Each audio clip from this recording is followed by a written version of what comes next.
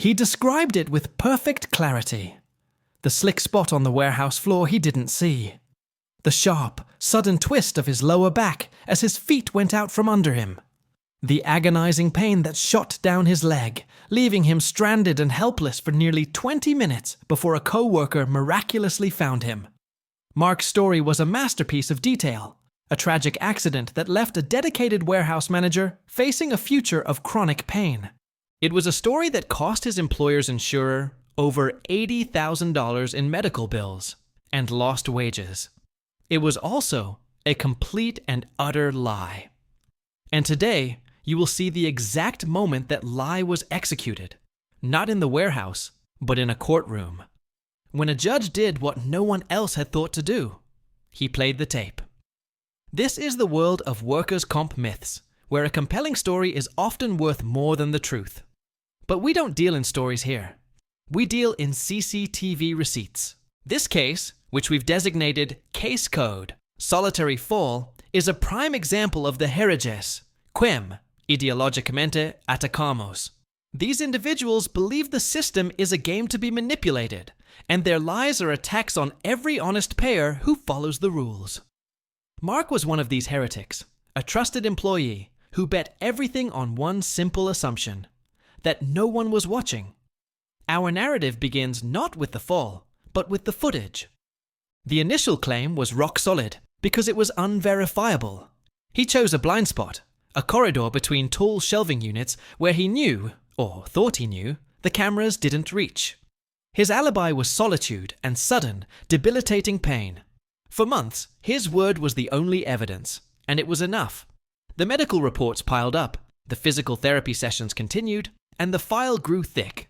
The insurance adjuster was skeptical. There's always a gut feeling, but without proof, the claim continued its costly path. This is how these frauds survive, in the shadows of ambiguity. But every lie has a crack. The first red flag emerged from an unrelated audit. An investigator, reviewing security protocols, pulled the footage from the main aisle camera that partially covered the entrance to that specific corridor. The timestamp was for the exact day and time Mark claimed his accident. The video shows him walking into the corridor, upright and without any visible concern. 20 minutes later, it shows him walking out in the same exact manner. No fall, no slip, no distress. He simply enters and he simply leaves. This was the moment the fraud files were officially opened. This was the moment the mantra, "Show me the footage," transformed from a question into a weapon. Hey, this story's stirring up some outrage on your side of the screen, isn't it?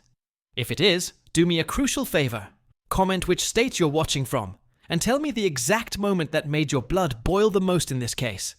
That way, I'll know you're truly connected to our mission, exposing these fraudsters and bringing justice to light. And listen to this.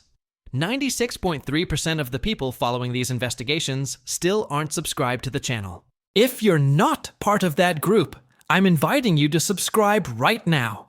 It's completely free, and you'll keep getting the most explosive stories of fraudsters being exposed straight to your feed. Also, remember, at the end of this video, you'll find even more shocking cases waiting for you on your screen. The initial footage from the main aisle was a seismic shift, but it wasn't the entire case. It was the crack that split the dam wide open. The investigator now had a powerful red flag, but to prove fraud, they needed to build an inescapable prison of evidence.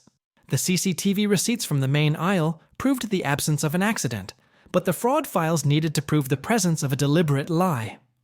This phase of the investigation was a deep dive into Mark's life, a meticulous process of connecting the digital and behavioral dots he never thought would be examined. The first order of business was to eliminate any doubt. Could the fall have happened just out of the camera's view? The investigator obtained the full, high-resolution floor plan of the warehouse and mapped every security camera's field of view. They discovered a second camera, a small, discrete unit mounted high on the opposite end of the corridor, meant to monitor fire exit doors.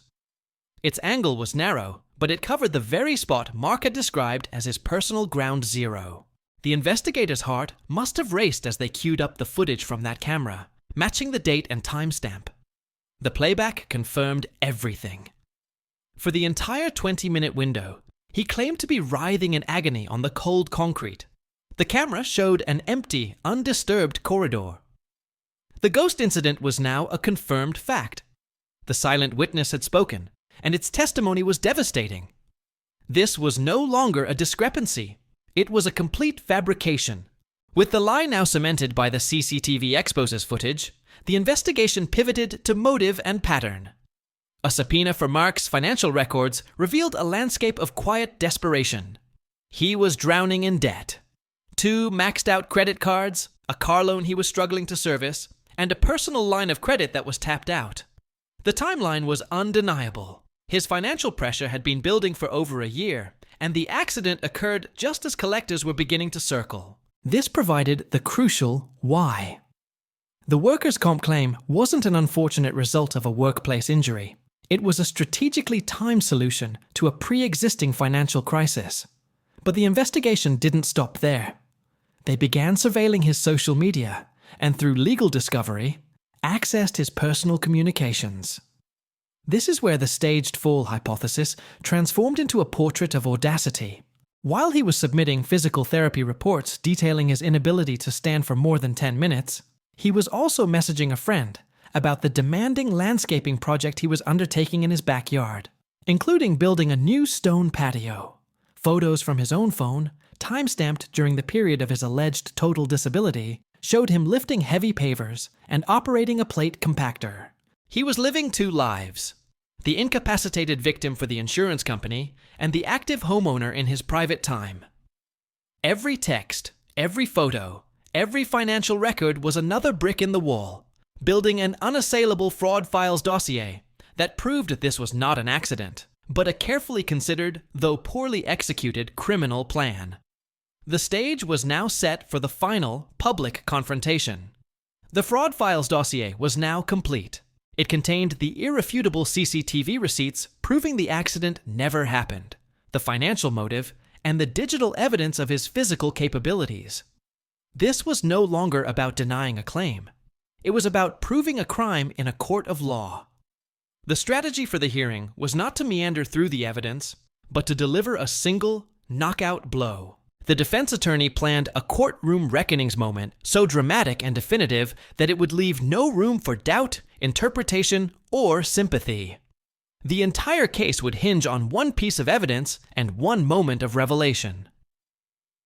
The hearing began with Mark, under the guidance of his attorney, reiterating his tragic story. He spoke of the slick floor, the fall, the searing pain, the long, lonely wait for help. He was convincing, his performance polished over months of repetition. The judge listened patiently. Then it was the defense's turn. The attorney began not by questioning Mark, but by establishing the foundation. He entered into evidence the warehouse floor plans and the security system schematics, confirming the location and capabilities of every camera. He then called the investigator to the stand, who calmly explained how the initial red flag led to the full review. The tension in the room began to build. A slow, creeping dread for one side, an anticipatory certainty for the other. Then came the pivotal moment. The defense attorney approached the bench. "Your Honor, the claimant's entire case rests on his testimony that this event occurred at a specific time and place. We have visual evidence from that exact time and place. We request permission to play Exhibit 7, the archived footage from camera 14B. The judge granted it. A screen was positioned so that the judge, the claimant, and his attorney could see it clearly. Mark shifted in his seat, his confidence visibly beginning to crack. As the video player was queued up, the attorney delivered the line that is the core philosophy of this entire channel. He looked not at the judge, but directly at Mark, and said, quietly but with immense force, "Show me the footage." The video played. The timestamp in the corner was undeniable. The corridor was empty. The seconds ticked by. 10, 20, 30. A full minute of an empty, quiet corridor. No Mark, no fall, no accident. Just the silent, unblinking truth. Then, the attorney played the second clip from the main aisle camera, showing Mark walking in and walking out, unhurried and unharmed. The air was sucked out of the room. The lie wasn't just contradicted, it was annihilated. The attorney didn't need to say another word. The video was the accuser, the judge, and the jury.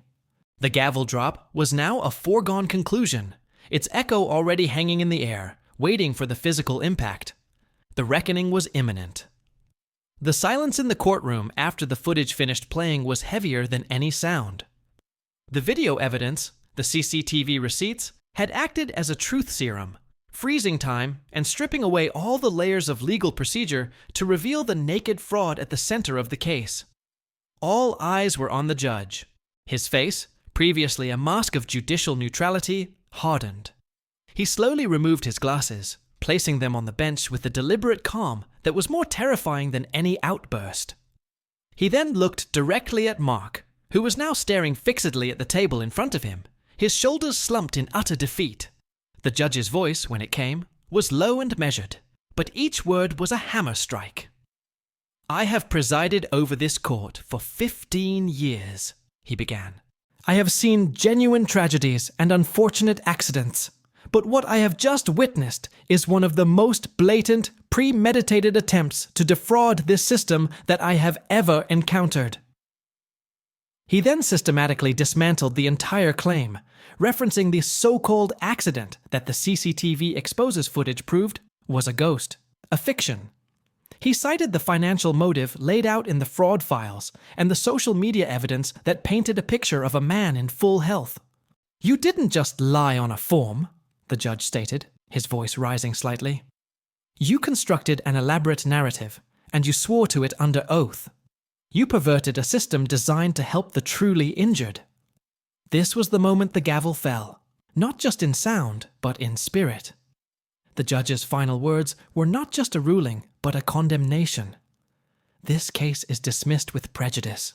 Furthermore, I am referring the entire fraud files dossier to the District Attorney's Office for Criminal Prosecution for insurance fraud and perjury." Then came the physical gavel drop, a sharp, conclusive crack that echoed the finality of the moment. Gavel down. The case was over. The lie that began in a quiet warehouse corridor ended in the most public and humiliating way possible. A judicial rebuke and the looming threat of criminal charges. The courtroom reckonings were complete. The final gavel drop in the courtroom was not an end, but a beginning. The verdict reel for this case extends far beyond the judge's condemnation. The dismissal of the civil case was merely the first consequence. The formal referral to the district attorney means the fraud files, the same dossier of CCTV receipts, financial records, and digital contradictions that secured the dismissal, now form the bedrock of a criminal prosecution.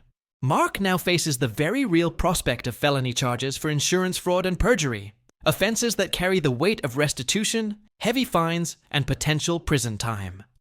The staged fall that never was could very well lead to a very real cell door closing. This case code serves as a stark warning and a vital playbook. It reinforces one of the most pervasive workers' comp myths, that a solitary claim, built on nothing more than a convincing story, is unassailable. This case proves the opposite is true. The mantra, "proof before hype," is not just a slogan. It is the operational standard that separates a simple denial from a total dismantling of fraud. The systematic process, from identifying the initial red flag in the main aisle footage, to mapping the camera coverage for the ghost incident, to building the fraud files with financial and digital evidence, is a blueprint for investigators everywhere. But who was this victory for? The real triumph is not for an insurance company's bottom line. It is a victory for the honest payer. Every business that plays by the rules and pays its premiums, every employee who files a legitimate claim, and faces heightened skepticism because of the actions of people like Mark. They are the ultimate beneficiaries when fraud is exposed. The cost of these deceptions is a hidden tax on integrity, a drain on resources meant for the truly injured. When a herege is caught and held accountable, it is a restoration of balance, a defense of the system's integrity against those who seek to cheat it for personal gain.